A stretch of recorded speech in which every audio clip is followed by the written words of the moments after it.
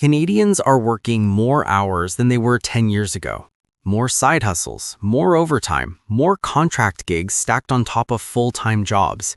And yet, the average Canadian savings rate has been quietly falling for years. Think about that. More work, less savings. That's not just frustrating, that's a pattern. And patterns always have a reason. So today, we're going to figure out exactly what that reason is.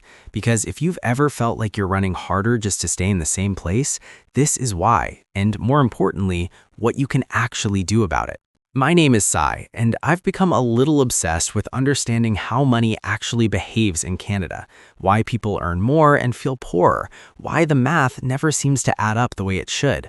I dig into this so you don't have to. Quick note before we dive in, this is just to help you understand what's going on, not financial advice. If you're making real decisions about your money, it's worth talking to a professional who knows your full picture. All right, let's get into it. Here's what most people assume. If you work more, you save more. More input, more output. More hours, more money in the bank. It sounds logical, it feels true, but it's not what's actually happening. And this is where it breaks. Most people think the problem is simple. I just need to earn more.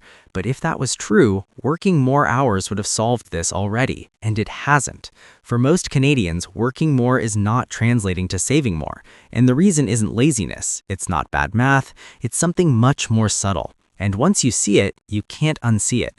Let's start with the numbers. Canada's savings rate, the percentage of income people actually keep, has been falling for decades. Back in the early 1980s, people were saving around 20%. By the early 2000s, that dropped to about 5%. Today, it's often in the low single digits, sometimes close to zero. At the same time, hours worked have gone up. Multiple jobs have gone up. The gig economy has exploded. So here's the real question. If we're working more, where is the money going? Let's follow the dollar. Reason 1, cost of living.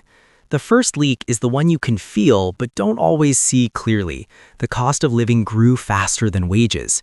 Yes, wages have gone up, but the basics, housing, groceries, utilities, insurance, they've gone up faster. So even if your paycheck is bigger, you're not ahead, you're behind.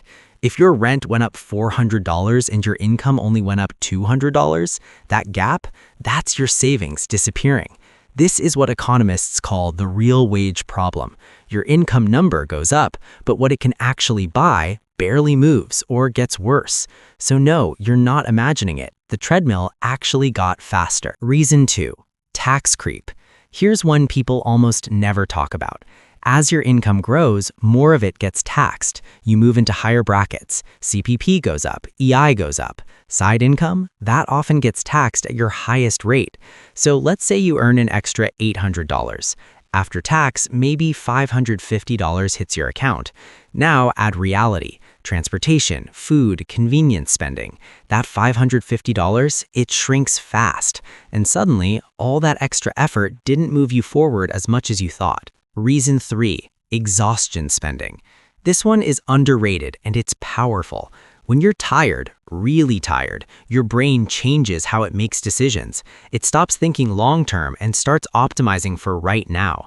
That's not weakness, that's biology. When your mental energy is low, your brain wants comfort, not discipline.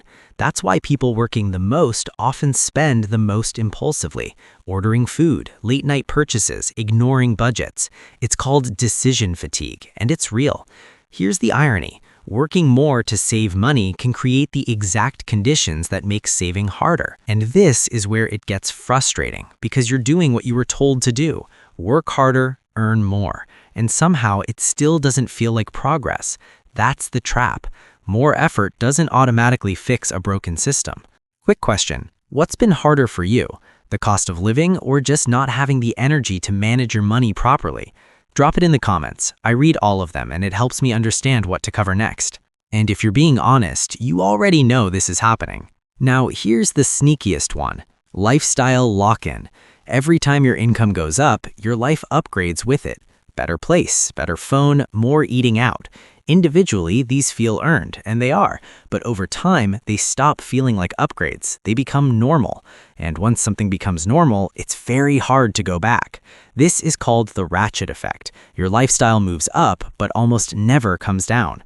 So your expenses rise with your income automatically, and the gap, the only thing that builds wealth, stays the same or disappears. That's the trap. And then there's a deeper layer, identity. How you spend money is often tied to how you see yourself. If you grew up without money, there's a natural pull to prove that you're not there anymore, and spending becomes that proof. The car, the apartment, the lifestyle. It's not about the stuff, it's about what the stuff says. But here's the reframe. Real wealth doesn't need to be seen. The car depreciates. The investments, though, they grow quietly. There's also something we don't talk about enough: time. When you work more, you don't just spend money differently. You lose time to think, time to plan, time to make better decisions. And over time, that costs more than money ever will. So what do you actually do with all this? Let's keep it simple. First, separate income from savings. More money does not automatically mean more savings. If you earn extra, decide in advance what percentage goes into savings, before you see it, before you spend it. Second, use a no-budget system.